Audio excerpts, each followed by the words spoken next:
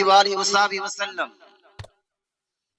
মান সাল্লা আলাইকা সালাতা কাতাবাল্লাহু লাহু কিরাতা ওয়াল কিরাত মিসলু উহুদ ওয়া ক্বালা রাসূলুল্লাহ সাল্লাল্লাহু তাআলা আলাইহি ওয়া আলিহি ওয়াসাল্লাম বুনি আল ইসলামু আলা খামস শাহাদাতি আন লা ইলাহা ইল্লাল্লাহ ওয়া আন্না মুহাম্মাদান রাসূলুল্লাহ ওয়া ইকামিস সালাত ওয়া ইতাইজ যাকাত ওয়াল হজ ওয়া সাওমি রমাযান সাদাকাল্লাহুল আযীম ওয়া সাদাকা রাসূলুহুন নাবিয়ুল আমিনুল মাতিনুল কারীম ওয়া নাহনু আলা যালিকা মিনাশ Shahdeen wash শাকিরিন was যাকিরিন walhamdulillahi rabbil alamin.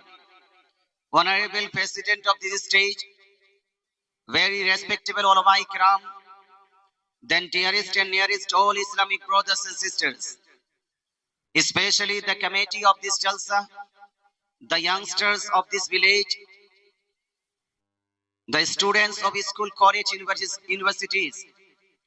Tonight our Almighty Allah, the Creator, who created at first the nur of Holy Prophet sallallahu ta'ala alayhi wa alihi wa sallam, then each and everything in the light of his Holy Prophet sallallahu ta'ala alayhi wa sallam, the sustainer, the maintainer of this universe and hereafter, gave us a beautiful light, a glorious chance to increase our Islamic knowledge with the help of this Jalsa, which knowledge is compulsory and necessary for each and every person connected to Islam, whether it be male or remain. So we all at first must praise and glorify our Almighty Allah who gave us this beautiful light, and especially who made us the Ummah of the Holy Prophet sallallahu ta'ala alayhi wa alihi wa sallam.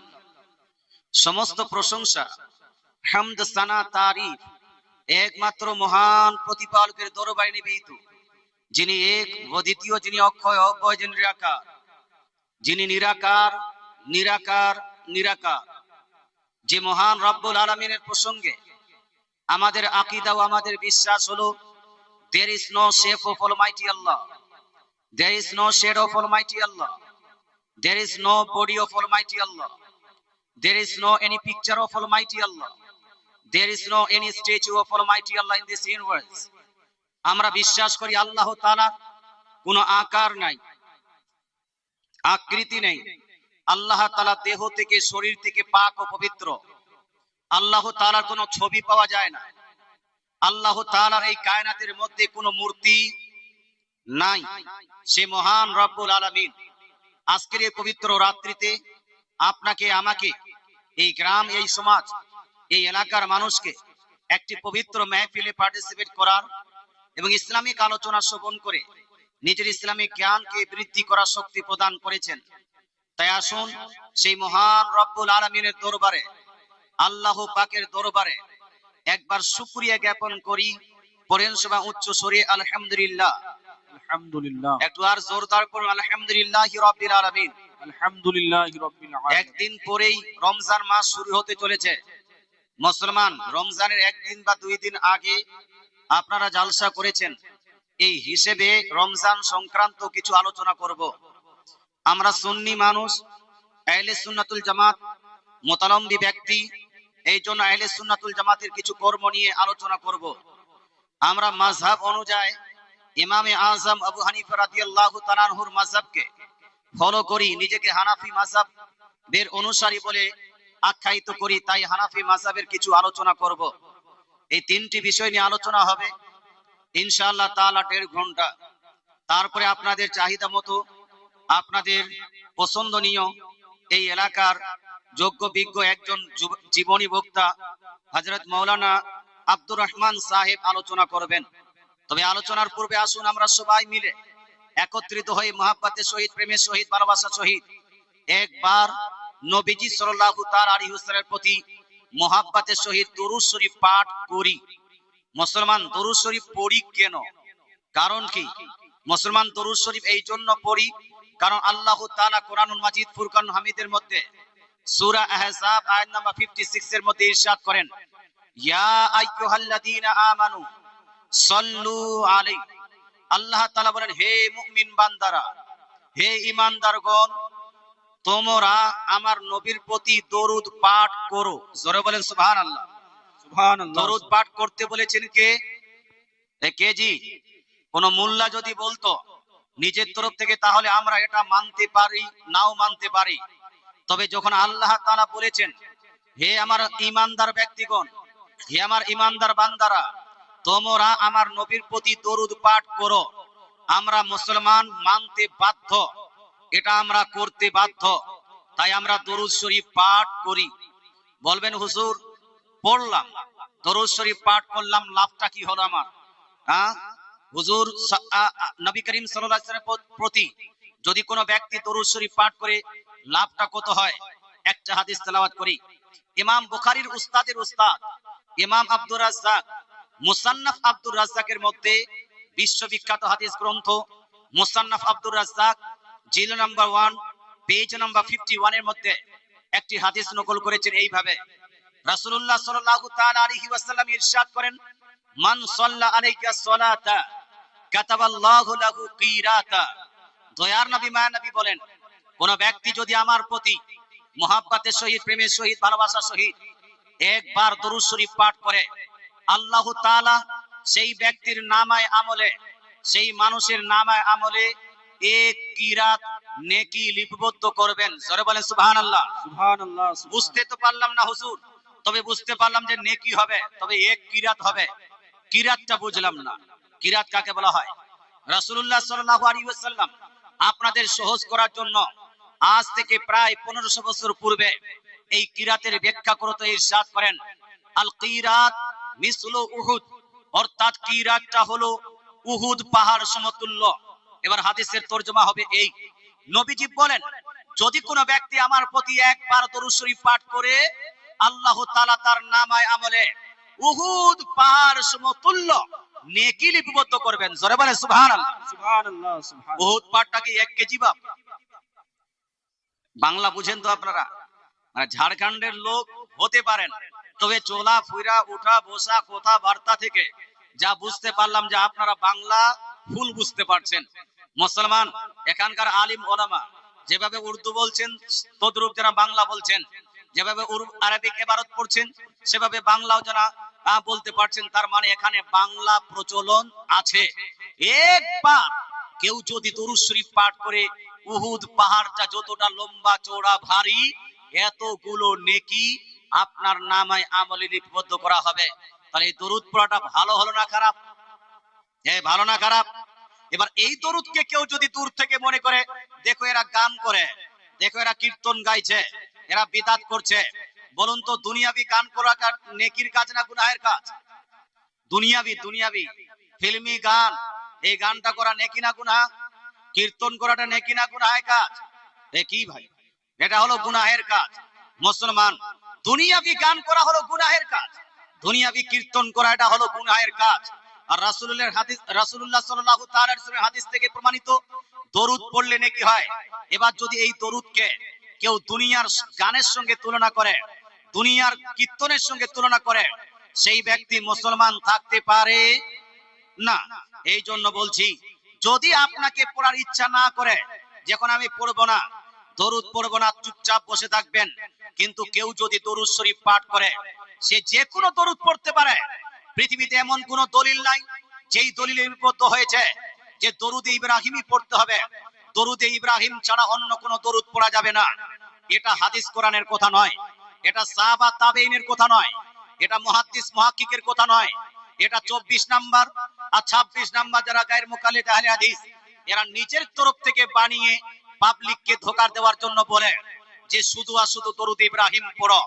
মুসলমান, আপনার জ্ঞাতার্থে আপনাকে বলছি, বুখারী শরীফের মধ্যে একটি দরুদ প্রায় 6000 জায়গায় লিপিবদ্ধ আছে। কত জায়গায়? প্রায় 6000 জায়গায় ইমাম বুখারী দরুদ লিপিবদ্ধ করেছেন। যদি দরুদ ইব্রাহিম ছাড়া অন্য কোন দরুদ না পড়া যেত, যদি দরুদ ইব্রাহিম ছাড়া অন্য কোন দরুদ পাঠ করা বৈধ না হতো, তাহলে 6000 জায়গায় ইমাম বুখারীকে দরুদ ইব্রাহিমই লিখতে হতো, নাকি ভাই? হ্যাঁ মুসলমান, কিন্তু ইমাম বুখারী রাদিয়াল্লাহু তাআলা আনহু বুখারী শরীফে 6000 জায়গায় যেই দরুদটি লিপিবদ্ধ করেছেন, সেটা দরুদ ইব্রাহিম নয়, সেটা সেই দরুদ নয় যেই দরুদ রাসূলুল্লাহ শিখিয়েছেন, যেই দরুদ বুখারী শরীফের ওই হাদিস থেকে প্রমাণিত যেই হাদিসটা ওয়াহাবিরা পেশ করে থাকে, বরং ৬,০০০ জায়গায় ইমাম বুখারী দরুদ লিপিবদ্ধ করেছেন সাল্লাল্লাহু আলাইহি ওয়াসাল্লাম। জোরে বলেন সুবহানাল্লাহ। কোন দরুদজি? সাল্লাল্লাহু আলাইহি ওয়াসাল্লাম, সাল্লাল্লাহু তাআলা আলাইহি ওয়াসাল্লাম, সাল্লাল্লাহু তাআলা আলাইহি ওয়া আলিহি ওয়াসাল্লাম। এই রকম দরুদ ৬,০০০ জায়গায় লিপিবদ্ধ হয়েছে। আচ্ছা বলুন তো, পৃথিবীতে যদি দরুদ ইব্রাহিম ছাড়া অন্য কোন দরুদ না পাঠ করা হতো বা জায়েজ না হতো, তাহলে পৃথিবীতে দরুদ ইব্রাহিমই পড়া হতো। কিন্তু মুসলমান পৃথিবীর গোটা পৃথিবীর যদি অ্যানালাইসিস করেন, রিসার্চ করেন যে গোটা পৃথিবীতে কোন দরুদ শরীফ সব থেকে বেশি পাঠ করা হয়, আহলে হাদিসরাও যেই দরুদ সব থেকে বেশি পাঠ করে, দেওবন্দিরাও যেই দরুদ সব থেকে বেশি পাঠ করে, সুন্নিরা যেই দরুদ সব থেকে বেশি পাঠ করে, ফুরফুরারা যেই দরুদটাকে সব থেকে বেশি পাঠ করে, সেটা দরুদ ইব্রাহিম নয়, সেটা হলো সাল্লাল্লাহু আলাইহি ওয়াসাল্লাম। জোরে বলেন সুবহানাল্লাহ। সুবহানাল্লাহ। তাহলে যেই ব্যক্তি বলবে দরুদ ইব্রাহিম ছাড়া অন্য কোন দরুদ চলবে না, এই বলাটা টোটাল শরীয়তের খেলাফ। কথা বোঝা গেল?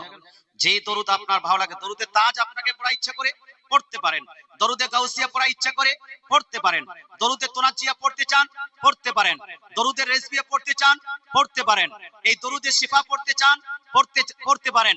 আর আমাদের এলাকায় যে দরুদটি সুরে সুর মিলিয়ে পড়া হয়, এটাকে বলা হয় দরুদে আউলিয়া। জোরে বলে সুবহানাল্লাহ। সুবহানাল্লাহ। এটাকে কি বলা হয়? এই যে একটু পরে সুর করে পড়বেন না, এটাকে কি বলে? দরুদে আউলিয়া। দরুদে আউলিয়া কেন বলা হয়? তার কারণটা হলো এই, ভারতের এই এলাকায় রাসূলুল্লাহ সাল্লাল্লাহু তাআলা আলাইহি ওয়াসাল্লাম সশরীরে ডাইরেক্টলি এসে জাহিরি জিন্দেগিতে এই এলাকায় এসে ইসলাম প্রচার করেননি। রাসূলুল্লাহ সাল্লাল্লাহু আলাইহি ওয়াসাল্লামের ইন্তেকালের পরে সাহাবায়ে কেরামের মধ্যে কিছু লোক হিন্দুস্তানে আগমন করেন, তাবেঈনরা আগমন করেন, তাবেঈনরা আগমন করেন। তারপরে বুজুর্গানে দ্বীন, আউলিয়ায়ে কেরাম, পীরানে ইসলাম এই ভারতের বুকে এসে এক এক করে ইসলাম প্রচার করতে লাগেন। যেই বুজুর্গানে দ্বীন আপনাকে ইসলাম শিখিয়েছে, যেই আউলিয়ায়ে কেরাম আপনাকে কোরআন শিখিয়েছে, যেই আউলিয়ায়ে কেরামের মাধ্যমে আপনি নামাজের শিক্ষা, রোজার শিক্ষা, হজ্জের শিক্ষা, যাকাতের শিক্ষা পেয়েছেন, সেই আউলিয়ায়ে কেরামই এই ভারতে বাংলা ভাষাভাষী এলাকায় এই দরুদটি চালু করেছেন। জোরে বলে সুবহানাল্লাহ। সুবহানাল্লাহ। যেহেতু আউলিয়ায়ে কেরাম এই দরুদটি চালু করেছেন, তাই আমরা এটাকে দরুদে আউলিয়া বলি। কি বলি? দরুদে আউলিয়া। এটা পড়া যাবে না যাবে না ভাই? যাবে। মুসলমান আজকাল কিছু লোক বলছে, যেমন বাংলাদেশের এক বক্তা নাম হলো আব্দুল্লাহ বিন আব্দুর রাজ্জাক বিন ইউসুফ, এ বলছে নবীজি সাল্লাল্লাহু আলাইহি সাল্লামকে সালাম জানাচ্ছে সুন্নিরা, এই সালামের মাধ্যমে নবীজির বেয়াদবি করছে, নবীজির অসম্মান করছে।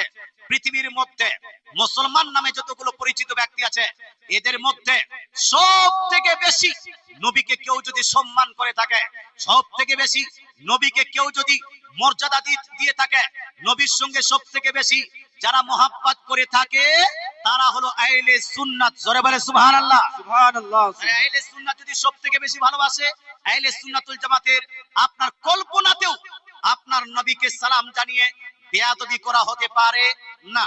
তাকে জিজ্ঞেস করা হলো বেয়াদবি কেন, তো বলছে সুন্নিরা পড়ে ইয়া নবী সালামুন আলাইকা, ইয়া রাসূল সালামুন আলাইকা, ইয়া হাবিব সালামুন আলাইকা।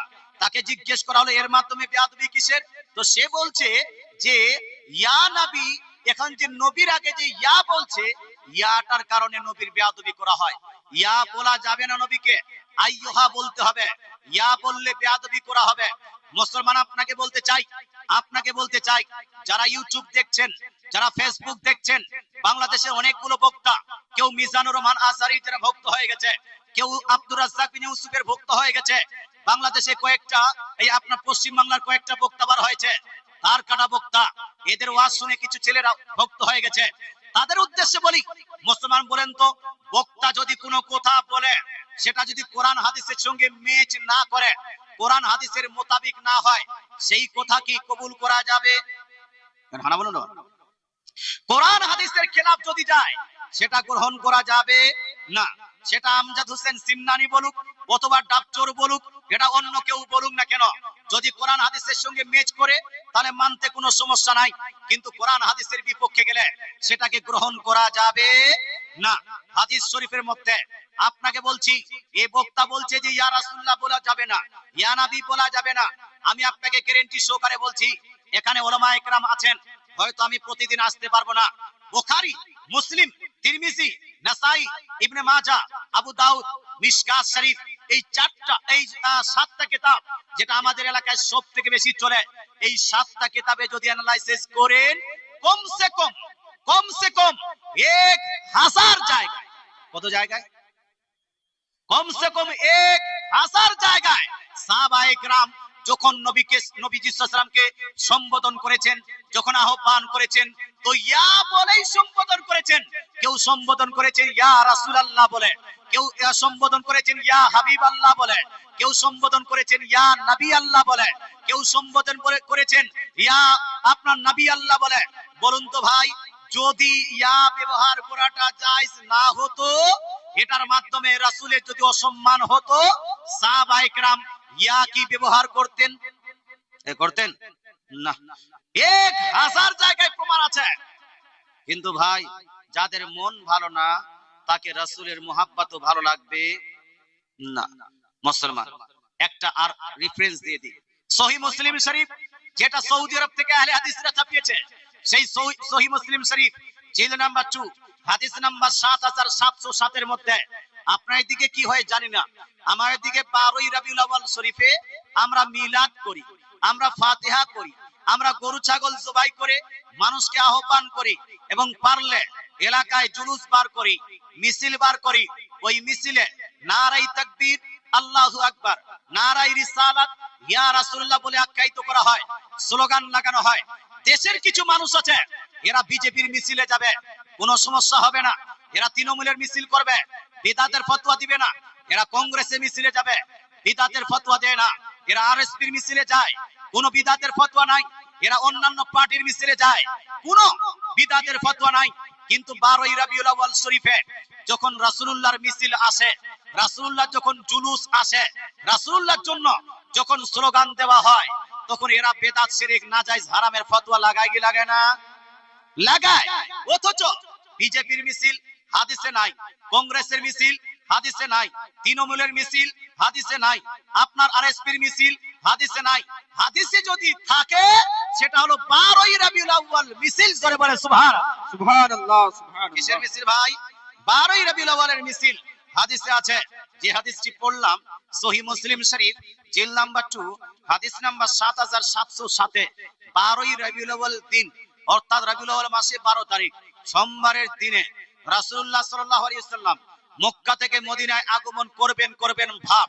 এই আপনার আগমনের দিনে রাসূলুল্লাহ সাহাবায়ে কেরামের প্রসঙ্গে আপনার সাহাবীয়ে রাসূল বর্ণনা দিচ্ছেন, ফাসাইদার রিজালু ওয়ান নিসাউ ফাওকাল বুয়ুত ওয়া তাফাররাকাল গিলমান ওয়াল খাদামু ফিতুরুক ইউনাদুনা ইয়া মুহাম্মাদু ইয়া রাসূলুল্লাহ, ইয়া মুহাম্মাদু ইয়া রাসূলুল্লাহ। অর্থাৎ রাসূলের আগমন দিন 12ই রবিউল আউয়াল শরীফে আপনার যারা বয়স্ক আছে, মহিলারা আছে, বাড়ির ছাদে চেপে গেলেন। আর যারা যুবক আছেন, ইয়াংস্টার আছে, গোলামেরা আছে, এরা মদিনার অলিতে গলিতে জুলুস বার করলেন, মিছিল বার করলেন, ইউনাতুনা। আর ওই মিছিলে তারা স্লোগান দিচ্ছিলেন, নারা দিচ্ছিলেন, কি নারা? ইয়া মুহাম্মাদু ইয়া রাসূলুল্লাহ। জোরে বলে সুবহানাল্লাহ, সুবহানাল্লাহ। ইয়া মুহাম্মাদু ইয়া। পৃথিবীর বুকে বর্তমান সময় যদি দেওবন্দিকে দেখেন, দেওবন্দিরা ইয়া রাসূলুল্লাহ স্লোগান লাগায় না, আহলে হাদিসরা ইয়া রাসূলুল্লাহ স্লোগান লাগায় না, আপনার কাদিয়ানীরা ইয়া রাসূলুল্লাহ স্লোগান লাগায় না, ফুরফুরারা ইয়া রাসূলুল্লাহ স্লোগান লাগায় না, আপনার জামাতে ইসলামীরা ইয়া রাসূলুল্লাহ স্লোগান লাগায় না। পৃথিবীর মধ্যে সাহাবায়ে কেরামের ওই ইয়া রাসূলুল্লাহ স্লোগান যদি থাকে, একমাত্র সুন্নিদের মাঝেই আছে। জোরে বলে সুবহানাল্লাহ, সুবহানাল্লাহ। কার আছে জি? অন্য কেউ ইয়া রাসূলুল্লাহ স্লোগান লাগায়? খালি লিল্লাহি তাকবীর, আল্লাহু আকবার, নারায়ে তাকবীর, আল্লাহু আকবার, আর নারায়ে রিসালাত নাই। অথচ সাহাবায়ে কেরাম ইয়া রাসূলুল্লাহ স্লোগান লাগিয়েছে কি জানলেন? সুতরাং যেই ব্যক্তিরা বলবে ইয়া বললে অসম্মান হবে, এদের কোটা টোটাল শরীয়তের খেলাফ, এই বক্তার কথা মান্য করা যাবে? বলুন না, যাবে না। মুসলমান, আমি আপনাকে বলতে চাই, যখন বক্তার কথা আসলো, বাংলাদেশের এক বক্তা, নাম হলো ডক্টর মিজানুর রহমান আজহারী। মুসলমান, এই ডক্টর সাহেব বলছে যে নবীজি সাল্লাল্লাহু আলাইহি সাল্লাম লিখতে জানতেন না, পড়তে জানতেন না, আলিফ বা তাসা জানতেন না, তারপর 1 2 3 4 বা ওয়াহিদ ইসরা এগুলো জানতেন না। এটা হলো তার বক্তব্য। আমি অ্যানালাইসিস করব তার বক্তব্যকে কোরআন এবং হাদিসের সঙ্গে। কোরআন ও হাদিসের সঙ্গে যদি ম্যাচ করে যায়, মানতে কোনো সমস্যা নাই। আর যদি কোরআন হাদিসের বিপক্ষে চলে যায়, মানা যাবে না, বলুন ভাই, মানা যাবে না। এবার হাদিস, কোরআন শরীফ শুনুন। কোরআন শরীফের মধ্যে আল্লাহ তাআলা কোরআন শরীফ সূরা রহমান আয়াত নম্বর 1 and 2 এর মধ্যে ইরশাদ করেন, আর রহমান আল্লামাল কোরআন। আল্লাহ তাআলা বলছেন, রহমান আল্লাহ নিজ হাবিবকে কোরআনের শিক্ষা দিয়েছেন। জোরে বলে সুবহানাল্লাহ। সুবহানাল্লাহ। শিক্ষা দিয়েছেন ভাই, কোরআনের শিক্ষা দিয়েছেন। পৃথিবীতে এমন কোন বই দেখাতে পারবেন, কিতাব দেখাতে পারবেন, যেই কিতাবের মধ্যে সমস্ত বিষয়ের বিশ্লেষণ আছে? আছে।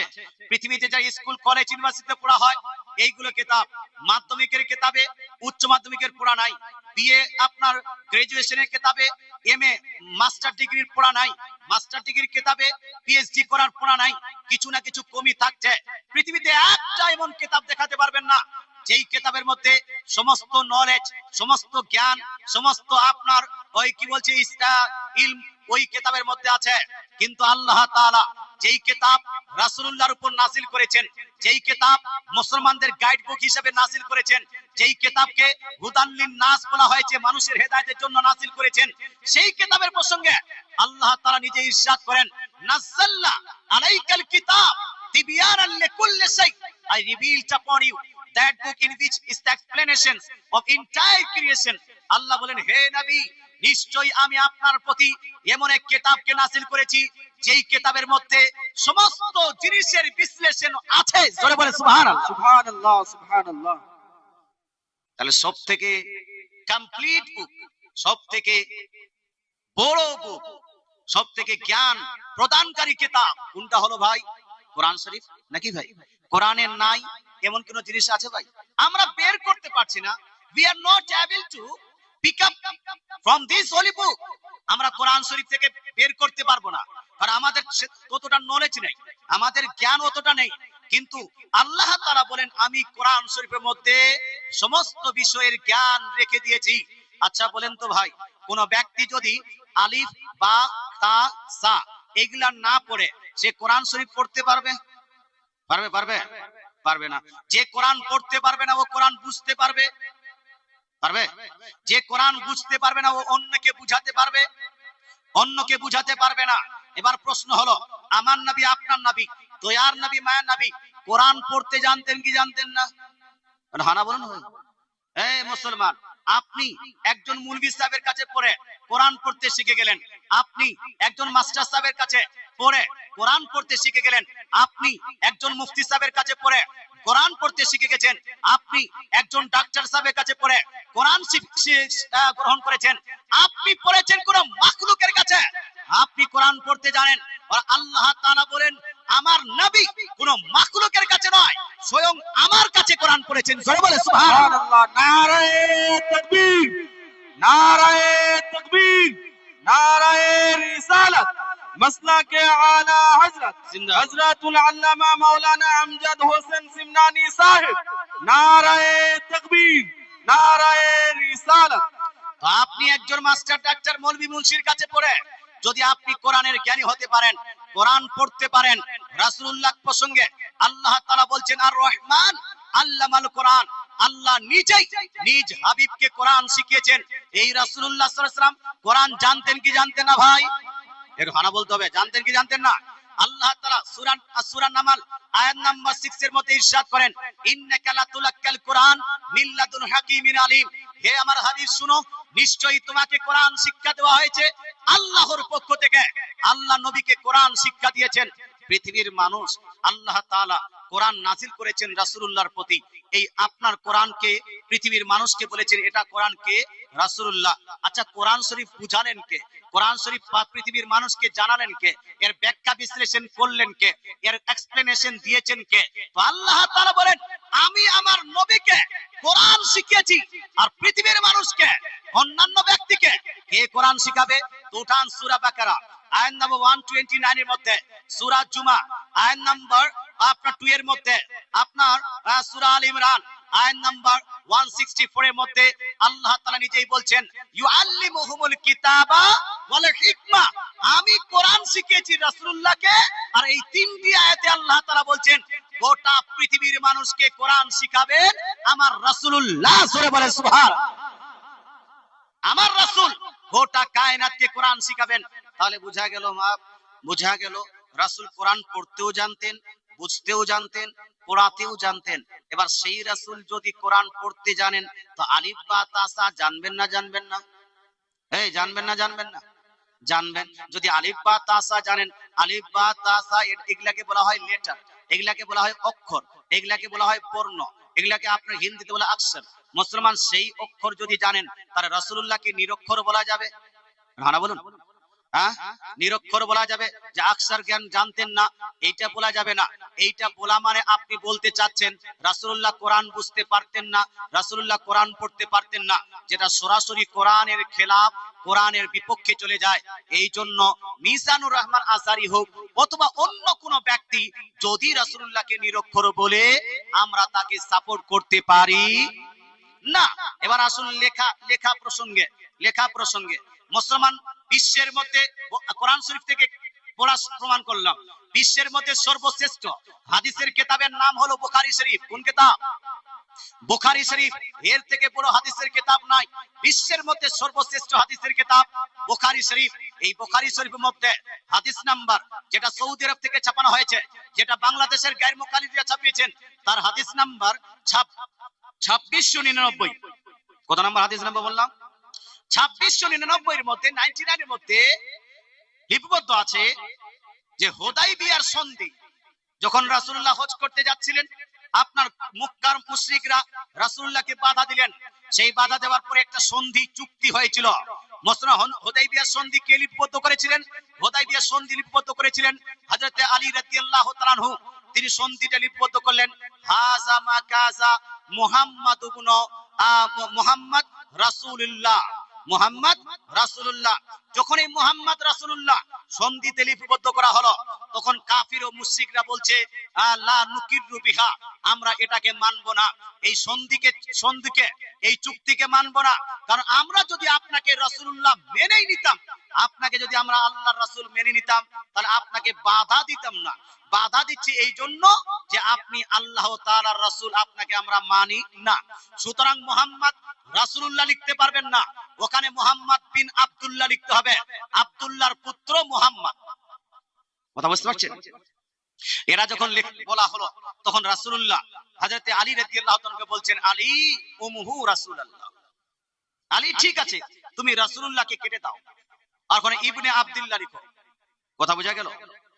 বুখারী শরীফের হাদিস, বাল্য পাঠের না। রাসূলুল্লাহ বলছেন আলী তুমি রাসূলুল্লাহকে কেটে দাও, আব্দুল্লাহ লিখো, ইবনে আব্দুল্লাহ লিখো। হযরত আলী রাদিয়াল্লাহু তাআলা বলছেন লা ওয়াল্লাহি লা আমহুকা আবাদা, ইয়া রাসূলুল্লাহ ইয়া হাবিবাল্লাহ, আমার জান যদি চলে যায় তবু আমি এই সন্ধি থেকে রাসূলুল্লাহ কাটতে পারি না। দেখেন রাসূলুল্লাহ একবার লিখে দিয়েছি আর কাটতে পারবো না। যখন হযরত আলী রাদিয়াল্লাহু তাআলা কাটলেন না, ফাআখাযা রাসূলুল্লাহ সাল্লাল্লাহু আলাইহি ওয়াসাল্লাম আল কিতাব, রাসূলুল্লাহ সাল্লাল্লাহু তাআলা আলাইহি ওয়াসাল্লাম হযরত আলী রাদিয়াল্লাহু তাআলার কাছে কাগজ আর কলমটা নিয়ে নিলেন। কাগজ আর কলম নেওয়ার পরে ফাকাতাবা, এই যে উলামায়ে কেরাম আছেন, ফাকাতাবা ফেলে মাজি, কাতাবা মানে কি? কাতাবা মানে হলো লিখলেন। ফাকাতাবা হাযা মা কাযা মুহাম্মদ ইবনে আব্দুল্লাহ, আল্লাহ তাআলা রাসূল ওটাকে কেটে দিয়ে লিখলেন হাযা মা কাযা আলাইহি মুহাম্মদ ইবনে আব্দুল্লাহ। জোরে বলেন সুবহানাল্লাহ। সুবহানাল্লাহ। রাসূলুল্লাহ লিখতে জানতেন কি জানতেন না? জোরে বলেন না, জানতেন কি জানতেন না? রাসূলুল্লাহ যদি লিখতে নাই জানতেন তাহলে হুদায়বিয়ার সন্ধিতে কি করে লিখলেন হাসা, কি করে লিখলেন মা, কি করে লিখলেন কাসা, কি করে লিখলেন আলাইহি, কি করে লিখলেন মুহাম্মদ, কি করে লিখলেন ইবন, কি করে লিখলেন আব্দুল্লাহ? তার মানে আমার নবী অক্ষরও জানতেন, তাই এতগুলো সেন্টেন্স লিখেছেন। আমার নবী সিগনেচার করতে জানতেন, এই জন্য মুহাম্মদ লিখে দিয়েছেন। আর আমার নবী নিজের বাপের নামও লিখতে জানতেন, এই জন্য ইবনে আব্দুল্লাহ লিখে দিয়েছেন। জোরে বলেন সুবহানাল্লাহ। সুবহানাল্লাহ, সুবহানাল্লাহ। সেই নবীকে যদি কেউ নিরক্ষর বলে, সেই নবীকে কেউ যদি বলে যে নবী নিজের সিগনেচার করতে জানতেন না, নাম লিখতে জানতেন না, সেই বক্তাকে আমরা সাপোর্ট করতে পারি না। এই জন্য ডক্টর হোক, মাস্টার হোক, নায়ক হোক, খলনায়ক হোক, এদেরকে আমরা সাপোর্ট করি না। আজকে আমাদের হিন্দুস্তানের বুকে কয়েক বছর পূর্বে একজন নায়ক ছিল, কি নাম? নায়কের নাম আপনারা হয়তো জানেন। ওই নায়ক বলছে মাজার পে জানা বিলকুল গলত। কি বলছে? মাজার পে জানা বিলকুল গলত, অর্থাৎ মাজারে যেতে পারবেন না, মাজারে যেতে পারবেন না। ওই নায়কের অনুসারী কিছু আছে বাংলাদেশে, কিছু অনুসারী আছে আমাদের এলাকায়। এই অনুসারীরা বলে কেউ যদি মাজারে যায়, যারা মাজারে যাবে এরা হলো মাজার পূজারী, যারা কবরে যাবে এরা হলো কবর পূজারী। এই সুন্নিদেরকে কবর পূজারী বলে না। এই মুসলমান, তার কাটা অনেক আছে আপনার ঝাড়খণ্ডেও। বাংলা আলোচনা করছে, মুসলমান বলছে সুন্নিরা কবর পূজারী। আচ্ছা বলেন তো, আপনার কবরে যান কি যান না? এই যান কি যান না? মাজারে যান কি যান না? কবরে গিয়ে কোনোদিন পূজা করেছেন? এটা হারা বলুন। মাজারে গিয়ে কোনোদিন পূজা করেছেন? যদি আপনি পূজা করে থাকেন তাহলে আপনাকে আমিও কবর পূজারী বলবো। যদি আপনি মাজারে গিয়ে মাজার পূজা করে থাকেন, আমিও আপনাকে মাজার পূজারী বলবো। কিন্তু মুসলমান, আপনি আর আমি ভালো করে জানি সুন্নিরা কবরে মাজারে গিয়ে পূজা করে না। আমরা পূজা করি কার? আল্লাহ। আমরা ইবাদত করি কার? আল্লাহ। আমরা উপাসনা করি কার? আল্লাহ। আমরাও বলছি কেউ যদি কবর পূজা করে, মাজার পূজা করে, সে মুসলমান থাকতে পারে না। কিন্তু আমরা সুন্নিরা মাজার এবং কবরে পূজা করতে নয়, কি করতে যাই? বলুন বলুন বলুন না, কি করতে যান? বলছে হুজুর মেলায় ঘুরতে যাই, হুজুর লাড়ু খেতে যাই। মহিলার কি করতে যায়? কেউ চুড়ি কিনতে যায়। আপনার দিকে যায় না দাদা বাবার মাজারে? যায় না? যায়। কি করতে যান? মা বোন, একটু চুপ করে থাকেন না। মহিলারা যায় আপনার দিকে কিসের জন্য? মুসলমান, আপনাকে বলতে চাই, ওইটা নিয়ে আলোচনা করছি। তবে আপনাকে বলছি, সুন্নিরা কোনোদিন কবরে গিয়ে মাজার কবর পূজা করে না, মাজার পূজা করে না। আমরা কবরকে সাজদা করাকে জায়েজ মনে করি না, না জায়েজ? এই কোনটা জি? কবরকে সাজদা করাকে জায়েজ মনে করি না, না জায়েজ? আমরা কবরকে সাজদা করাকে সাপোর্ট করি না। আমরা মাজারে গিয়ে তোয়াফ করাকে সাপোর্ট করি। মাজারে গিয়েছেন আর এরকম চক্কর লাগাচ্ছেন, এটাকে সাপোর্ট করেন আপনারা? হানা বলুন, সাপোর্ট করেন না। পীরকে কেউ যদি সাজদা করতে চায় সেটাও নিষিদ্ধ, না জায়েজ হবে। মাজারকে কেউ যদি সাজদা করতে চায় সেটাও কমসে কম নিষিদ্ধ, না জায়েজ হবে। কেউ যদি কবরকে সাজদা করতে চায় সেটাও কমসে কম না জায়েজ এবং নিষিদ্ধ হবে। মুসলমান, তদরূপ কেউ যদি তোয়াফ করতে চায়, আলা হযরত আসিমুল বরকত মুজাদ্দিদুদ্দিন ও মিল্লাত আলাইহির ইসমান ইরশাদ করেন, মাজার পে তাওয়াফ করনা ভি মানা হ্যায়, নিষিদ্ধ, না জায়েজ, চলবে না। মাজারে কেউ যদি রুকু করতে চায় এটাকে নিষিদ্ধ বলা হয়েছে। মাজারের আপনার চাদরের নিচে মাথা লাগিয়ে যদি আপনি ওখানে যদি মাথা ঘোরাঘুরি করেন এটাও নিষিদ্ধ, না জায়েজ হবে। হে মুসলমান, আপনাকে বলতে চাই, আল্লাহ তাআলার এই জমিনে সুন্নি মুসলমানরা কবর এবং মাজারে পূজা করতে নয়, কবর এবং মাজারে জিয়ারত করতে যায়। জোরে বলেন সুবহানাল্লাহ। সুবহানাল্লাহ, সুবহানাল্লাহ। কি করতে যাই? আমরা জিয়ারত করতে যাই। এখন দুই একটা মানুষ যদি মিস্টেক করে, যে মিস্টেক করবে তাকে বলবেন, কিন্তু সুন্নিদের অধিকাংশ মানুষ মিস্টেক করে না। জিয়ারত করাটা জায়েজ না, না জায়েজ? ও বলছে মাজার পে জানাই গলত, অর্থাৎ মাজারে যাওয়াই যাবে না, অথচ আমার নবী বলছেন কবরে যাওয়াই যাবে না, অথচ আমার রাসূলুল্লাহ বলছেন। মিশকাত শরীফ প্রথম খণ্ড পৃষ্ঠা নাম্বার 154 এর মধ্যে হাদিস কার্ড লিপিবদ্ধ আছে। তাছাড়া সহিহ মুসলিম শরীফ জিল নাম্বার 1 পেজ নাম্বার 313 এর মধ্যে হাদিস কার্ড লিপিবদ্ধ আছে। সুনানে নাসাই জিল নাম্বার 1 পেজ নাম্বার 221 এর মধ্যে হাদিস কার্ড লিপিবদ্ধ আছে। সুনান ইবনে মাজাহ জিল নাম্বার 1 পেজ নাম্বার 112 এর মধ্যে হাদিস কার্ড লিপিবদ্ধ আছে। সুনান আবু দাউদ জিল নাম্বার 1 চ্যাপ্টার নেম বাবুন ফি জিয়ারাতিল কুবুরের মধ্যে হাদিস খান লিপিবদ্ধ আছে। আমার রাসূলুল্লাহ বলছেন জুরুল কুবুরা, জুরুল কুবুরা ফা ইন্নাহা তুযাক্কিরুকুমুল আখিরা। রাসূলুল্লাহ বলছেন আমার উম্মতিরা তোমরা বেশি বেশি করে কবর এবং মাজার জিয়ারত করো। জোরে বলে সুবহানাল্লাহ। সুবহানাল্লাহ, সুবহানাল্লাহ। কবর এবং মাজার জিয়ারত করো। রাসূলুল্লাহ বলছেন কবর জিয়ারত করো, মাজার জিয়ারত করো। রাসূলের হাদিস থেকে যদি কবর জিয়ারত প্রমাণিত হয়, মাজার জিয়ারত প্রমাণিত হয়, আর কোন মাস্টার ডাক্তার নায়ক খলনায়ক যদি এটাকে নিষেধ করে, এই মাস্টার ডাক্তারদেরকে মানা যাবে, সাপোর্ট করা যাবে? কেন যাবে না? রাসূলুল্লাহ একদিকে, গোটা দুনিয়ার মৌলভী মুন্সি একদিকে, রাসূলুল্লাহ একদিকে, বর্তমানের গোটা দুনিয়ার মাস্টার ডাক্তার একদিকে, একজন মানুষ যারা মুসলমান নামে পরিচিত ব্যক্তি আছে তারা যাবে কোন দিকে? তা আমাদের স্লোগান হবে দয়ার নবী যেই দিকে আমরা আছি সেই দিকে, কোরআন হাদিস যেই দিকে, সুন্নি মুসলমান সেই দিকে। তাই কবর জিয়ারত করা জায়েজ আছে, এটাকে নাজায়েজ বলা যাবে না। কোন মাস্টার ডাক্তারের কথাতে এটাকে অবৈধ বিদআত বলা যাবে না। কবর জিয়ারতে যাবেন, কি কি করবেন? আমাদের রমজান মাস আসছে বাপ, রমজান মাসে এইদিকে কি হয় জানি না, আমাদের দেশে ঘন ঘন কবর জিয়ারত হয়। অর্থাৎ প্রত্যেক বাড়িতে মিলাদ হবে, আর প্রত্যেক বাড়িতে মিলাদের দিনে বাপ মায়ের কবর গিয়ে জিয়ারত করে আসে। না ভাই, এদিকে কি হয়ে যায় না? এদিকে হয় এরকম? খালি 27 তারিখে যান, 27 তারিখ, আর এমনিতে কবর জিয়ারতে যান না কেন জি? কেউ যায় না কবর জিয়ারতে। যত পারবেন, হাদিসের মধ্যে আছে রাসূলুল্লাহ ইরশাদ করেন যেই ব্যক্তিটা বাপ মা ইন্তেকালের পরে অথবা বাপ ও মা দুইজনের মধ্যে কোনো একজনের ইন্তেকালের পরে বাপ মায়ের কবরে গিয়ে জিয়ারত করবে প্রতি শুক্রবার। কোন বার? প্রত্যেক শুক্রবারে যদি বাপ মায়ের কবরে গিয়ে জিয়ারত করে, রাসূলুল্লাহ বলছেন কাল কিয়ামতের মাঠে উত্তপ্ত ময়দানে কঠিন আযাবের দিনে এই ব্যক্তিটাকে জাহান্নাম থেকে এর গর্দানকে আজাদ করে দেওয়া হবে। জোরে বলে সুবহানাল্লাহ, সুবহানাল্লাহ। তাই ভাই আপনাদের বলতে চাই কবর জিয়ারত অবশ্যই যাবেন, শুধু লাইলাতুল কদর আর শবে বরাতে নয়। প্রত্যেক দিন যদি চান্স পান প্রত্যেক দিন যান। আপনি যেই নবীকে রাসূল বলে আখ্যায়িত করেছেন, যেই রাসূলের উম্মতি আমরা, সেই রাসূলের প্রসঙ্গে আপনি জানেন সুনানে নাসাই জিল নাম্বার 1 পেজ নাম্বার 221 এর মধ্যে, সহিহ মুসলিম শরীফ জিল নাম্বার 1 পেজ নাম্বার 313 এর মধ্যে আম্মা জান আয়েশা সিদ্দিকা রাদিয়াল্লাহু তাআলা আনহা, নবীজির প্রিয়তমা স্ত্রী, তিনি বলছেন আমার রাসূলুল্লাহ সাল্লাল্লাহু তাআলা আলাইহি সাল্লাম বছরে একবার নয়, বছরে দুইবার নয়, মাসে একবার দুইবার নয়, বরং রাসূলুল্লাহ গোটা বছরের মধ্যে 365 দিনের মধ্যে 365 দিন অর্থাৎ প্রত্যেক দিনেই রাসূলুল্লাহ কবর জিয়ারত করতে যেতেন। জোরে বলে সুবহানাল্লাহ, সুবহানাল্লাহ। প্রত্যেক দিন কবর জিয়ারতে যেতেন। আর আপনারা যেতে যাচ্ছেন না বাপ, আপনি যদি না যান, কামা তুদিন ও তুদান, জৈসি করনি वैसी ভরনি, as you sow so shall you reap। আপনি যেভাবে আপনার বাপ মায়ের সঙ্গে ব্যবহার করবেন, আপনি যদি আপনার বাপ মায়ের কবর জিয়ারত করতে না যান, তাহলে আপনার ইন্তেকালের পরে আপনার সন্তানরাও আপনাকে ভুলে যাবে, আপনার বেটাও আপনাকে ভুলে যাবে, আপনার নাতি পোতাও আপনাকে ভুলে যাবে। তাই মরার আগে বাপ মায়ের কবর জিয়ারত করার অভ্যাসটা করে নেন, প্র্যাকটিসটা করে নেন।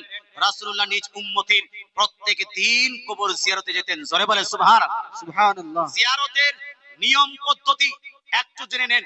জিয়ারতের পদ্ধতি হলো এই, কবরস্থানে গিয়ে প্রথমে সালাম দিতে হবে। সহিহ মুসলিম শরীফ জিল নাম্বার 1 পেজ নাম্বার 312 এর মধ্যে স্পষ্ট হাদিস, এবং সহিহ আপনার সুনান তিরমিজি, আবু দাউদ সব জায়গায় প্রায় হাদিস লিপিবদ্ধ আছে। রাসূলুল্লাহ যখন কবরস্থানে যেতেন তখন সালাম দিতেন। সরে বলেন সুবহানাল্লাহ। সালাম দিবেন, সালাম দেওয়ার পরে ওখানে দাঁড়িয়ে যেতে হবে, বসে যেতে হবে না, দাঁড়িয়ে যাবেন। দাঁড়িয়ে যতটুকু পারবেন তাসবিহ তাহলিল কোরআন পাঠ করবেন। বর্তমানে দেওবন্দি আহলে হাদিসরা রাগ করিয়েন না বাপ, গালি দিচ্ছি না, তবে এদের আমি কর্মটাকে উল্লেখ করছি। এরা বলে কবরস্থানে গিয়ে কোরআন তেলাওয়াত করা যাবে না, কবরস্থানে গিয়ে আপনার কি বলছে তাসবিহ তাহলিল পাঠ করা যাবে না। কিছু তো আমাদের দক্ষিণ দিনাজপুরে এমনও ওয়াহাবি তৈরি হয়েছে যারা বলছে কবরস্থানে গিয়ে হাত তুলে দোয়াটুকু করা যাবে না। বাংলাদেশের এক বক্তা দেখলাম কবর আছে এই দিকে, তা আমরা কি করি, কবরস্থানে গেলে কবরের দিকে মুখ করে দোয়া করি, করি না? যে উত্তর দিকে আছে দক্ষিণ দিকে মুখ করে, পশ্চিম দিকে আছে পূর্ব দিকে মুখ করে, পূর্ব দিকে আছে পশ্চিম দিকে মুখ করে দোয়াটা করে কবরস্থানের আপনার কবরের দিকে মুখ করে, কিন্তু এদের কিছু আপনার ওই তার কাটা মৌলবি বার হয়েছে মুসলমান, এরা বলছে যে না কবরের দিকে মুখ করে দোয়া করা যাবে না। পদ্ধতিটা কি বললে কি রাগ করবেন বাপ? এই রাগ করবেন? যারা যারা শুনতে চান একটু হাত তুলে বলুন তো ইয়া রাসূলুল্লাহ صلي على سيدنا مولانا محمد وعلى آل سيدنا مولانا محمد সাল্লাল্লাহু তাআলা আলাইহি ওয়া আলিহি ওয়াসাল্লাম। আমি কবরস্থানে গিয়ে কবর জিয়ারতের পদ্ধতি, how to visit the grave, কিভাবে আপনি কবর জিয়ারত করবেন সেটা পদ্ধতি বলতেছিলাম। সহিহ মুসলিম শরীফের মধ্যে স্পষ্ট উল্লেখ যে রাসূলুল্লাহ যখন কবরস্থানে যেতেন তখন সালাম দিতেন, সুতরাং কবরস্থানে গিয়ে সালাম দিবেন। সহিহ Muslim Sharif জিলদ number 1 page number 313 এর মধ্যে লাইন নাম্বার 14-15 এর মধ্যে, এবং সুনান নাসাই জিলদ নাম্বার 1 পেজ নাম্বার 221 এর মধ্যে স্পষ্ট লিপিবদ্ধ আছে হাত্তা জা আল বাকি, নবীজি সাল্লাল্লাহু আলাইহি ওয়াসাল্লাম যখন জান্নাতুল বাকিতে প্রবেশ করতেন, সেই জান্নাতুল বাকিতে প্রবেশ করার পরে ফাকামা, রাসূলুল্লাহ সেখানে কবরস্থানে দাঁড়িয়ে যেতেন। জোরে বলে সুবহানাল্লাহ। সুতরাং দাঁড়িয়ে কবর জিয়ারত করা এটা রাসূলুল্লাহর সুন্নাত। সুম্মা আতালাল কিয়াম, অনেকক্ষণ ধরে দাঁড়িয়ে থাকতেন। আপনার শারহে মানিল আসারের মধ্যে হযরত নবী করিম সাল্লাল্লাহু আলাইহি ওয়াসাল্লাম প্রসঙ্গে বলা হয়েছে রাসূলুল্লাহ সাল্লাল্লাহু আলাইহি ওয়াসাল্লাম সর্বদা তাসবিহ তাহলিল পাঠ করেন। এই হাদিস থেকে প্রমাণিত হয় রাসূলুল্লাহ কবরস্থানে গিয়ে অনেকক্ষণ ধরে তাসবিহ তাহলিল পাঠ করতেন। জোরে বলে সুবহানাল্লাহ। শারহুল সুদুরের মধ্যে ইমাম জালালউদ্দিন সুয়ুতী রাদিয়াল্লাহু তাআলা আনহু আর ইমাম ইবনে কুদামা আপনার উল্লেখ করেছেন এই হাদিসটি। কি উল্লেখ করেছেন?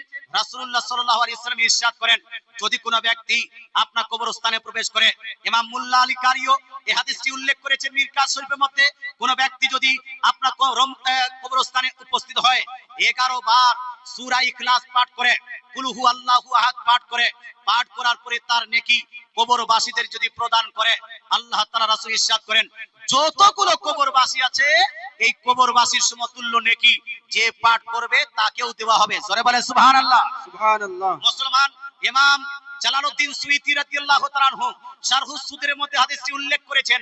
ইমাম মুল্লা আলী কারি মিরকাত শরীফের মধ্যে হাদিসটি উল্লেখ করেছেন। ইমাম ইবনে কুদামা উল্লেখ করেছেন এই হাদিসটি এইভাবে, রাসূলুল্লাহ বলছেন মান দাখালাল মাকাবির সুম্মা ক্বারা ইয়াসিন, যেই ব্যক্তি কবরস্থানে প্রবেশ করার পরে সূরা ইয়াসিন পাঠ করবে, সেই ব্যক্তি যার জন্য পাঠ করেছে তার আযাবকে হালকা করে দেওয়া হবে। জোরে বলে সুবহানাল্লাহ। সুবহানাল্লাহ। হে মুসলমান, আপনাকে বলতে চাই আমার রাসূলুল্লাহ সমস্ত হাদিসকে অ্যানালাইসিস করেছিলেন। ইমাম গাজ্জালী রাদিয়াল্লাহু তাআলা আনহু আপনার ইহয়া উলুমুদ্দিনের মধ্যে এই কৌলটি নকল করেছেন। এই বিশ্বের মধ্যে সবথেকে বড় যাকে হাদিস বেত্তা বলা হয়, সবথেকে বড় যিনাকে ইমাম বলা হয়, হাদিসের গবেষক ইমাম বুখারীর থেকে বড়, ইমাম মুসলিমের থেকে বড়, ইমাম তিরমিজির থেকেও বড়, সেই ইমামের নাম হলো ইমাম আহমদ বিন হাম্বল। কি নাম? ইমাম আহমদ বিন হাম্বল। এই ইমাম আহমদ বিন হাম্বল এই উল্লেখ করেছেন আপনি বলছে ইহয়া উলুমের মধ্যে ইমাম গাজ্জালী তার কৌলকে নকল করেছেন। তারপরে মুল্লা আলী কারি মিরকাত শরীফে উল্লেখ করেছেন ইমাম আহমদ বিন হাম্বল প্রায় 10 লাখ, কত লাখ? ইমাম বুখারী 6 লাখ প্রায়, ইমাম মুসলিম প্রায় 5 লাখ হাদিসের উপর গবেষণা করেছেন। তবে ইমাম আহমদ বিন হাম্বল 10 লাখ হাদিসের উপর গবেষণা করার পরে তিনি কবর জিয়ারতের প্রসঙ্গে বলছেন ইদা দাখালতুম আল মাকাবির, যখন তোমরা কবরস্থানে প্রবেশ করবে, কবরস্থানে কবর জিয়ারত করতে যাবে, ফালিয়াকরা বিফাতিহাতিল কিতাব, ওখানে গিয়ে সূরা ফাতিহা পড়বে, ওয়াল মুআওয়াযাতাইন আর সূরা ফালাক আর সূরা নাস পড়বে, ওয়া কুল হু আল্লাহু আহাদ আর কুল হু আল্লাহু আহাদ পড়বে, সুম্মা ইজালু সাওয়াবা যালিকা লি আহলিল মাকাবির, তারপরে এই সমস্ত কোরআনের আয়াতের নেকি কবরবাসীদের প্রদান করবে, ফা ইন্নাহু ইয়াসিলু ইলাইহিম, কারণ এই সমস্ত কোরআন শরীফের পাঠ করার সূরা পাঠ করার নেকিগুলো ওই কবরবাসীদের কাছে পৌঁছে যাবে। জোরে বলে সুবহানাল্লাহ। সুবহানাল্লাহ। একটু জোরে সুবহানাল্লাহ। হে মুসলমান, আপনাকে বলতে চাই এই হাদিসগুলো থেকে, তাছাড়া মিশকাত শরীফ জিলদ নাম্বার 1 যেটা বাংলাদেশ থেকে ছাপানো হয়েছে, যেটা সৌদি আরব থেকে ছাপানো হয়েছে। হাদিস নাম্বার 17 এর মধ্যে রাসূলুল্লাহ সাল্লাল্লাহু আলাইহি ওয়াসাল্লাম ইরশাদ করেন যে মাইয়াতের আপনার কি বলছে মাথার দিকে গিয়ে সূরা বাকারার প্রথম অংশ পাঠ করবে, আর মাইয়াতের পায়ের দিকে গিয়ে সূরা বাকারার শেষ অংশটি পাঠ করবে। এই সমস্ত হাদিসের অ্যানালাইসিস করার পরে আমি আপনাকে বলতে চাই, আমরা কবরস্থানে গিয়ে কি পাঠ করি ভাই? সূরা ইখলাস পাঠ করি, করি না? সূরা ফালাক পাঠ করি, সূরা নাস পাঠ করি, সূরা ফাতিহা পাঠ করি, তারপরে সূরা বাকারা পাঠ করি, তারপরে পারলে সূরা ইয়াসিন পাঠ করি।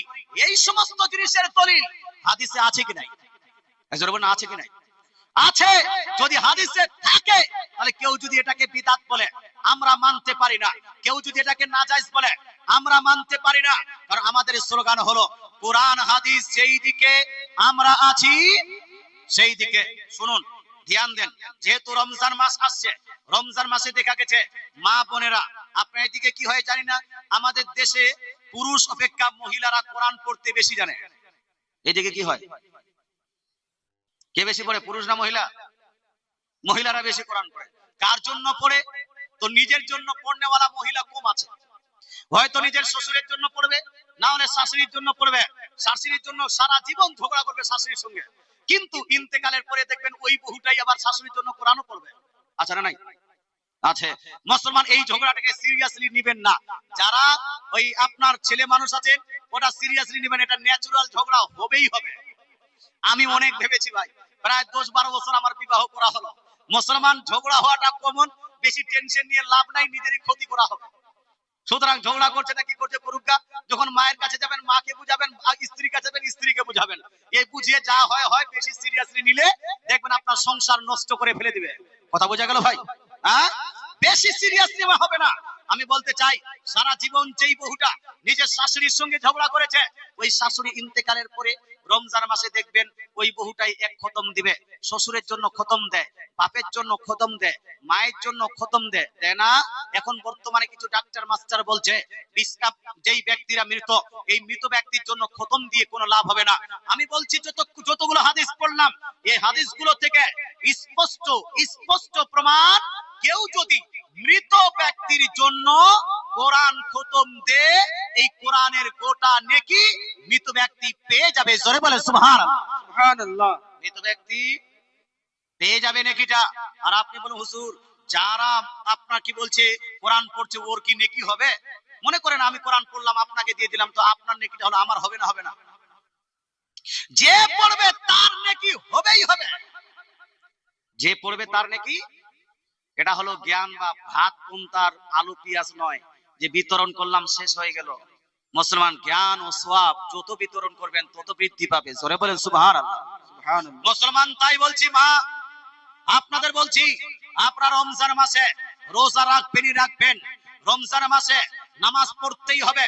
তবে হ্যাঁ, কিছু মহিলা আছে যেই মহিলাদের, কিছু বলে কি প্রায় সব মহিলা আপনার যারা মেচুর, আপনার সাবালিকা আছে, এইরকম যারা আপনার 55 বছরের ঊর্ধ্বে নয়, এদের মহিলাদের মিন্স আসে, মাসিক আসে। এই মাসিক অবস্থায় রোজা রাখা যাবে? যাবে। মাসিক অবস্থায় কয়েকটা জিনিস যায় না, যেমন রমজান মাসে রোজা রাখা যাবে না, অন্যান্য মাসেও রোজা রাখা যাবে না। এই অবস্থায় কোরআন তেলাওয়াত করা যাবে না। কোরআন তেলাওয়াত করা যাবে? কোরআন তেলাওয়াত করা যাবে না। এই অবস্থায় কোরআনকে স্পর্শ করা যাবে না। এই অবস্থায় স্বামী স্ত্রীর সঙ্গে মিলামিশা চলবে না। এই অবস্থায় কোন প্রয়োজনে এই মহিলাটি মসজিদে প্রবেশ করতে পারবে না। তবে হ্যাঁ, ইসলাম বলছে মহিলারা যদি এই অবস্থায় নাপাক অবস্থায় থাকে, হায়েস অবস্থায় থাকে, এই অবস্থায় রোজা রাখবে না, নামাজও পড়বে না। রোজার এই নামাজটা মাফ করে দেওয়া হয়েছে। যতগুলো নামাজ ছুটেছে একটাও কাজা করতে হবে না। কিন্তু রোজা যদি ছুটে যায় তাহলে কাজা করতে হবে না? হবে না? কাজা করতে হবে। এটাকে অন্যান্য দিনে কাজা করে নেবে। কোরআন পড়তে পারে না। আমি আপনাকে বলতে চাই, বাংলাদেশের এক বক্তা, নাম হলো আব্দুর রাজ্জাক ইউসুফ, এই বক্তা বলছে ঋতুবর্তী মহিলারা হায়েস অবস্থায় কোন মহিলা যদি থাকে, ই কোরআন পড়তে পারবে। ওর একটা টুকপি বের হয়েছে, মূর্খ তার কাটা ব্যক্তি, এও বলছে না ঋতুবর্তী অবস্থায় হায়েস অবস্থায় মহিলারা কোরআন পড়তে পারবে। এ মা বোন, এত চিৎকার কেন? বাচ্চাদের কন্ট্রোল করুন না। আচ্ছা, বাংলা কথা বুঝতে পারছেন তো? আমার ভাষা বুঝতে পারছেন? ভালো লাগে না আমি জানি, আমার পরে একটা তো সুরকার রেখেছেন ভাই, তো ভালো তো লাগবে, একটু পরে ভালো লাগবে ইনশাআল্লাহ তাআলা। মুসলমান সাহেব শুনুন, মুসলমান একটু দেন, বাচ্চাকে কন্ট্রোল করে না, কে কে করছেন একটু আস্তে করে একবার দরুদ শরীফ আল্লাহুম্মা صل على سيدنا مولانا محمد وعلى آل سيدنا مولانا محمد সাল্লাল্লাহু তাআলা আলাইহি সাল্লাম। কোরআনের প্রসঙ্গে যে আলোচনাটা করলাম, মাসলাটা, এই মাসলাটা শুধু মহিলাদের জন্য নয়, পুরুষের যদি কেউ স্বপ্নদোষ হয় অথবা কোনো মিলেমিশা হয়, গোসল যার প্রতি ফরজ হয়ে যায়, এই পুরুষকে বলা হয় জুনুবি পুরুষ। কি বলা হবে? জুনুবি পুরুষ। জুনুব, নাপাক অবস্থায় আছে মুসলমান, এই পুরুষও কোরআন শরীফ পড়তে পারবে না, কোরআন শরীফ স্পর্শ করতে পারবে না যতক্ষণ পর্যন্ত না গোসল করে নিয়েছে। ফরজ গোসল যতক্ষণ পর্যন্ত না করেছে মুসলমান, এটা হলো মাসলা, সঠিক মাসলা। কিন্তু বাংলাদেশের বক্তারা বলে মহিলারা ওই অবস্থায়, নাপাক অবস্থায় কোরআন পড়তে পারবে। আসলে একটা হাদিস শুনাই, এই হাদিস শরীফ মধ্যে আছে সুনান তিরমিজি জিলদ নাম্বার 1 হাদিস নাম্বার 131 এর মধ্যে। কত নাম্বার হাদিস বললাম? 131 এর মধ্যে রাসূলুল্লাহ সাল্লাল্লাহু তাআলা আলাইহি ওয়াসাল্লাম বলছেন, লা তাকরাউল হাইসু ওয়ালাল জুনুবু শাইয়্যাম মিনাল কোরআন। অর্থাৎ যেই ব্যক্তি, যেই মহিলাটি হাইজ অবস্থায় আছে এবং যেই পুরুষরা নাপাক অবস্থায় আছে, যার প্রতি গোসল ফরজ হয়ে গেছে, এই ব্যক্তিরা কোরআন শরীফের একটা আয়াতও পাঠ করতে পারবে না। কোরআনও স্পর্শ করতে পারবে না, পাঠও করতে পারবে না। কিন্তু মৌলবী বলছে পাঠ করতে পারবে। মৌলবী একদিকে, মৌলবী একদিকে, আর কোরআন হাদিস একদিকে। আপনারা যাবেন কোন দিকে? আমরা বলবো কোরআন হাদিস যেই দিকে আমরা আছি সেই দিকে। একবার হাত ধরে বলুন আল্লাহুম্মা صل على سيدنا مولانا محمد وعلى آل سيدنا مولانا محمد সাল্লু আলা মুহাম্মাদিন صلوا على محمد हरदम सबा से निकालो पाक नमी मोहम्मद সাল্লাল্লাহু তাআলা আলাইহি সাল্লাম। আচ্ছা, রমজান মাস প্রসঙ্গে আমি আরো দুই একটা বক্তা প্রসঙ্গে আলোচনা করব। তবে রমজান মাস প্রসঙ্গে বিশেষ উল্লেখযোগ্য কিছু মাসলা, যেটা অনেকগুলো মানুষ আপনার মিস্টেক করে। অনেকগুলো মানুষ আছে এমনিতেও ভালো, একদম দৌড়াদৌড়ি করতে পারবে, গোটা দিন আপনার ওই চায়ের দোকানে বসে আড্ডা করবে, কিন্তু রমজান মাস আসলে তার হাঁটুতে ব্যথা হয়ে যায়, তার পেটে ব্যথা হয়ে যায়, মাথা ঘোরা ঘোরা অবস্থা হয়, তার সুগার বেড়ে গেছে, বিপি বেড়ে গেছে, থাইরয়েড বেড়ে গেল, এইরকম বাহানা করে রমজান মাসে রোজা রাখে না। আছে না? না এরকম লোক, এরকম লোক আছে। হে মুসলমান, আপনাকে বলতে চাই, আল্লাহ তাআলা ইরশাদ করেন, ইয়া আইয়ুহাল্লাযীনা আমানু কুতিবা আলাইকুমুস সিয়াম। আল্লাহ তাআলা বলছেন, হে মুমিন বান্দারা, তোমার প্রতি রমজান মাসের রোজাটা নফল আর সুন্নত নয়, বরং রমজান মাসের রোজাটা তোমাদের জন্য ফরজ করে দেওয়া হয়েছে। কি করা হয়েছে ভাই? ফরজ করে দেওয়া হয়েছে। খাসির মাংসটা খাওয়া আপনার জন্য ফরজ নয়, রমজান মাসের রোজাটা রাখা ফরজ। আপনার জন্য বিবাহ করাটা ফরজ নয়, রমজান মাসের রোজাটা রাখা ফরজ। আপনার জন্য ভাঙ পন্থা খাওয়া এটা ফরজ নয়, তবে রমজান মাসের রোজাটা রাখা আপনার জন্য ফরজ, এটা জরুরি, কম্পালসারি। বাহানা দিচ্ছেন কেন? আপনার সুগার কতটা বেড়েছে, আপনার হাঁটুতে কতটা ব্যথা আছে, আপনার পেটে কতটা ব্যথা আছে, আপনার ওই বিপি কতটা বেড়েছে, আল্লাহ জানেন কি জানেন না ভাই? জানেন কি জানেন না? ওই অবস্থায় আপনি রোজা রাখতে পারবেন কি পারবেন না, এটা আল্লাহ তাআলা জানেন কি জানেন না? আল্লাহ জানেন। মুসলমান, যদি আল্লাহ তাআলা জানেন, তাহলে আপনি বাহানা দিচ্ছেন কাকে? মৌলভী সাহেবকে? আপনি বাহানা দিচ্ছেন কাকে?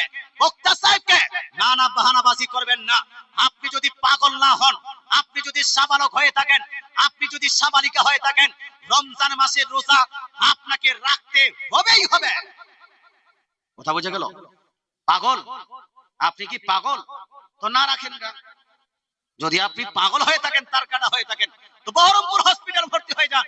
বহরমপুরে যদি না হয়, তাহলে ঝাড়খণ্ডের আপনার রাজধানী রাঁচিতে গিয়ে আপনি একটু ট্রিটমেন্ট করেন।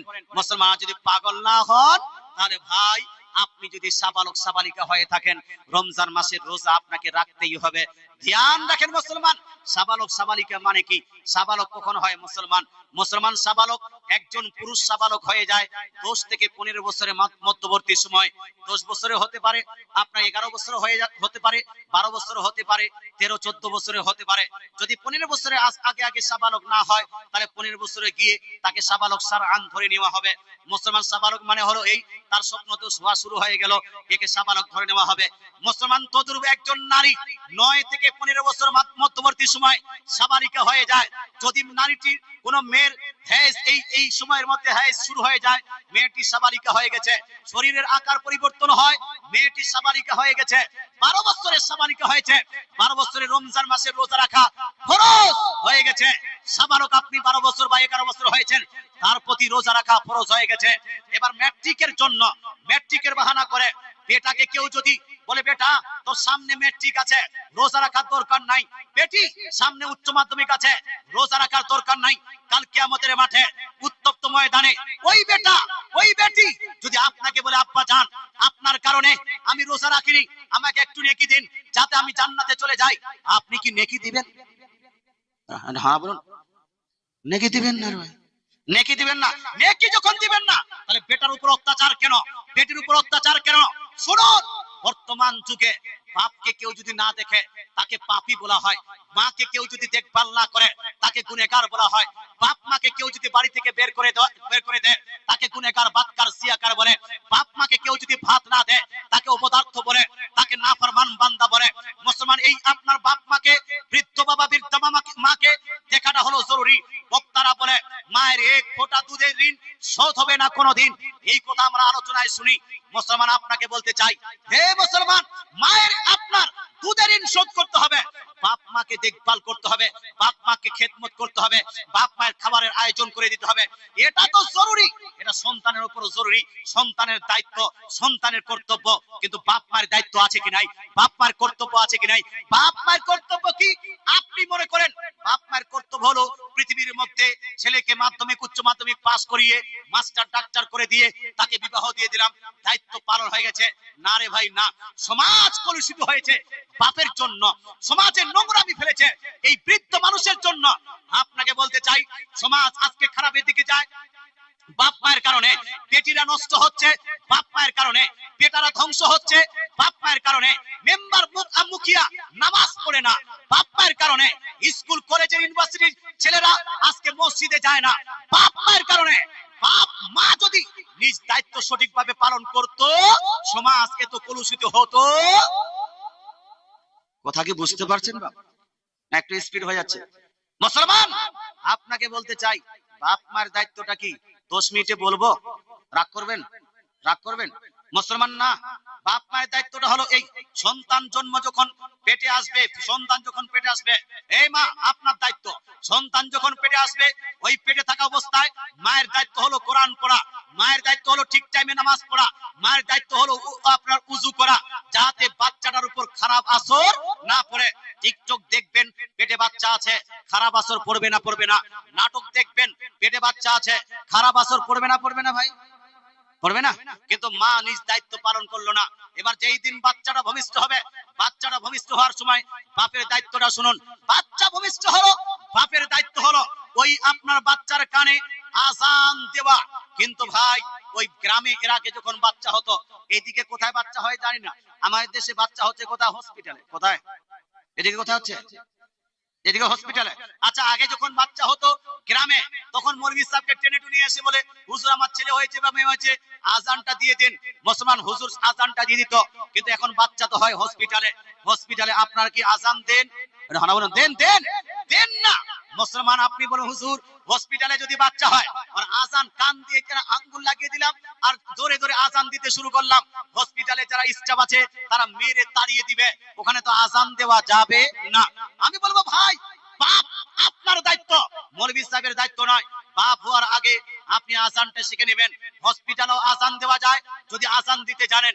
হসপিটালে আজান দিলে আপনি মার খাবেন না যদি পদ্ধতি ঠিকভাবে জানেন। আমার জানা মতে হসপিটালে যখন বাচ্চা হয় তো কিছুক্ষণ পরে বাচ্চাটাকে পরিষ্কার করে বাহিরে যে তার গার্জিয়ানরা দাঁড়িয়ে আছে তাদেরকে দেখানোর জন্য নিয়ে আসে। আসে না? আসে না? একটু হানামানা আসে না, আসে না, আসে। অথবা কিছুক্ষণ পরে তাকে ওই আপনার পেশেন্টের কাছে যাওয়ার ফ্যাসিলিটি দেয়, দেয় কি দেয় না? হসপিটালে যদি আপনি কানে আঙ্গুল লাগিয়ে জোরে আজান দেন তাহলে হয়তো মার খেতে পারেন, আপনি লাঞ্ছিত হতে পারেন। এত জোরে আজান দিতে বলেছে কে? এত জোরে আজান না দিয়ে বাচ্চাটাকে যখন আপনার হাতে দিবে, বাচ্চাটাকে নিলেন, বাচ্চার কানে আস্তে করে আল্লাহু আকবার বলে আজান যদি দেন তাহলে আজানও দেওয়া হলো, মারও আপনি খেলেন না। বাপের দায়িত্বটা আপনি পালন করেছেন, মৌলভী সাহেবের বাচ্চা নয়, বাচ্চা হলো আপনার, আজান আপনাকেই দিতে হবে। কথা বোঝা গেল? মৌলভী সাহেবের বাচ্চা হলে মৌলভী সাহেব আজান দিবে। কথা বোঝা গেল? বিয়ে তো আপনি করতে যাবেন, মুসলমান আপনাকে বলতে চাই বাপ এই দায়িত্ব পালন করলো না, তারপরে উঠেন। এরপরে মায়ের দায়িত্ব, আবার মায়ের দায়িত্ব হলো যে 2 বছর কন্টিনিউ মাকে দুধ পান করাতে হবে। এই দুধ পান করতে গিয়ে বাচ্চাকে গালি দিতে পারবে না। বাচ্চা যদি কান্না করে বাচ্চার জন্য বিরক্ত হতে পারে না, বাচ্চার উপর কোন রকম আপনার বিরক্তি হতে পারবে না। এটা হলো মায়ের দায়িত্ব। অনেকগুলো মা আছে দুধ পান করতে গিয়ে বাচ্চাকে গালি দিয়ে দেয়। অনেকগুলো মা আছে যারা আপনার বাচ্চা একটু কষ্ট দিলে ও বাচ্চার উপর যেন রেগে যায়, এরকম আছে না? নাই আছে না? এইরকম করাটা যাবে না। 2 বছর কন্টিনিউ এই মায়ের দায়িত্ব হলো নিজ সন্তানকে দুধ পান করানো। আর 2 বছর পূর্ণ হওয়ার আগে আগে দুধটাকে ছাড়ার চেষ্টা করতে হবে, তাকে রুটি খাওয়াতে হবে, দালিয়া খাওয়াতে হবে, বিরিয়ানি কি বলছে আপনার খিচুড়ি খাওয়াতে হবে। 2 বছর হয়ে গেল, বাচ্চার দুধ বন্ধ করে দিতে হবে, মায়ের দায়িত্ব। মুসলমান এই 2 বছরের আগে আগে বাপের আরেকটা দায়িত্ব ছুটে গেল, সেটা হলো যখন এই বাচ্চা হসপিটাল থেকে আসলো, আসার পরে 7ম দিনে 7 দিনে গিয়ে, কয়দিন গিয়ে? 7 দিনে গিয়ে বাচ্চার একটা কাজ করতে হবে। সেইটা কাজের নাম কি? এই বলুন না, কি জি? কি ব্যাপার জি, আপনারা খুব রাগ করছেন ভাই, কি করেন বলেন না? আকিকা মনে করে জানি না, মনে হয় আপনি দিয়ে করে না নাকি? হ্যাঁ, তো বলছেন না কেন? না আমাদের দেশে আরেকটা হয় 5 দিনে 5টি। 5 দিনে ওই দাদি নানিকে যারা এই নোংরা টোংরা পরিষ্কার করেছে এদেরকে খাওয়ানোর জন্য একটা মুরগা টুরগা জবাই করে ওদেরকে খাওয়ায়। এটা 5 দিনে গিয়ে করে মুসলমান, ওটাকে 5টি বলে। তো এটা শরীয়তের সঙ্গে কোনো কানেকশন নাই। কিন্তু 7ম দিনে গিয়ে যে আকিকাটা করা হয় এটা শরীয়তের সঙ্গে কানেকশন আছে কি নাই? এটা হলো বাপের দায়িত্ব। বাপ এই আকিকার জন্য একটি ছাগল ক্রয় করবে, একটা গরু ক্রয় করবে, অথবা একটি আপনার উট ক্রয় করবে, একটা মেন্ডা ক্রয় করবে, আর ওটাকে জবাই করবে। ওই দিন বাচ্চার একটা সুন্দর নাম রাখতে হবে। মিন্টু, ফিন্টু, হিন্টু, ঝিন্টু নাম রাখা যাবে না, সুন্দর নাম রাখতে হবে। আব্দুর রহমান নাম রাখবেন, আব্দুল্লাহ নাম রাখবেন, আমজাদ নাম রাখবেন, সাজিদ নাম রাখতে পারবেন, আবিদা নাম রাখতে পারবেন, আপনার জাহিদা নাম রাখতে পারবেন। সুন্দর নামগুলো রাখবেন, কিন্তু আপনার ওই খারাপ নামগুলো রাখবেন না। বাচ্চার উপর বাচ্চার নামেরও আসর পড়ে কি পড়ে না ভাই? দেখবেন এলাকার মধ্যে যার নাম দুখু, ও দুঃখী পালায় না।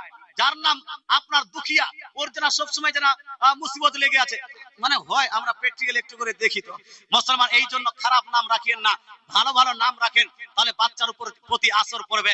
হে মুসলমান, আপনাকে বলতে চাই, নাম রাখলেন, নাম রাখার পরে আপনি বাচ্চার মাথাটাকে নেড়া করবেন। কি করবেন? বাচ্চার মাথা নেড়া করবেন।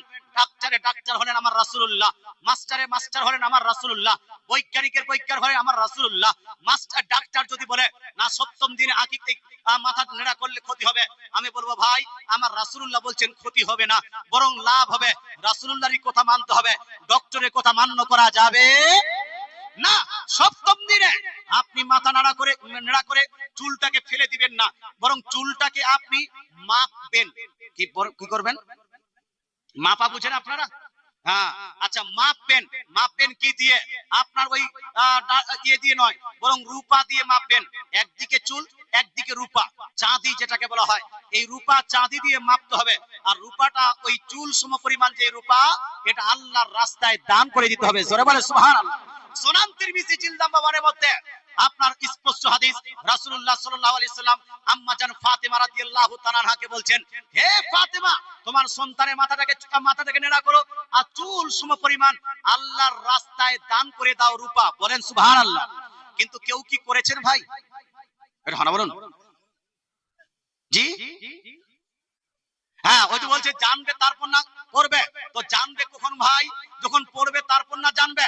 তো মৌলভী সাহেবকে তো রেখে দিয়েছেন, কিন্তু পড়তে একদিনও যাবেন না। মৌলভী সাহেব মসজিদে চুপচাপ বসে আছে, মৌলভী সাহেব এত বলে আসো আমার কাছে পড়তে পড়তে পড়তে, কিন্তু যায় না। আচ্ছা, না জানার কারণে কোনো গুনাহ যদি হয় ওটা কি মাফ? কেউ জানে না যে বহুটাকে 3 বার তালাক দিলে তালাক হয়ে যাবে। ও 3 বার ফ্রাম ফ্রাম করে তালাক দিয়ে দিয়েছে, আর হুজুরের কাছে পৌঁছে গেছে, হুজুর আমি আমার স্ত্রীকে রাগে 3 তালাক দিয়ে দিয়েছি, তালাকটা হবে না হবে না? হ্যাঁ, বাতিল হয়ে গেল। কে বাতিল হবে, তালাকটা না স্ত্রীটা? স্ত্রীটা। ও জানে না, তাও বাতিল হবে। কথা বোঝা গেল? ভালো তো বুঝেন আপনারা। তাহলে ও জানে, ও জানতে কোনো জিনিস মিস্টেক হলে সেটা মাফ নয়। আপনাকে কি বলছে জানতে হবে। বাবা, আপনারা জ্ঞানী গুণী মানুষ, অনেক বয়স হয়ে গেছে, পৃথিবীতে অনেক কিছু জানেন। আপনি হাল বাইতে জানেন, ধান লাগাতে জানেন, কি বলছে গম লাগাতে জানেন, এত কিছু জানছেন, তাহলে ইসলামের জ্ঞানগুলো কেন জানছেন না? সন্তান লালন পালন করার নিয়ম পদ্ধতিটা কেন জানবেন না? আপনাকে জানতেই হবে। কথা বোঝা গেল? একবার দরুদ শরীফ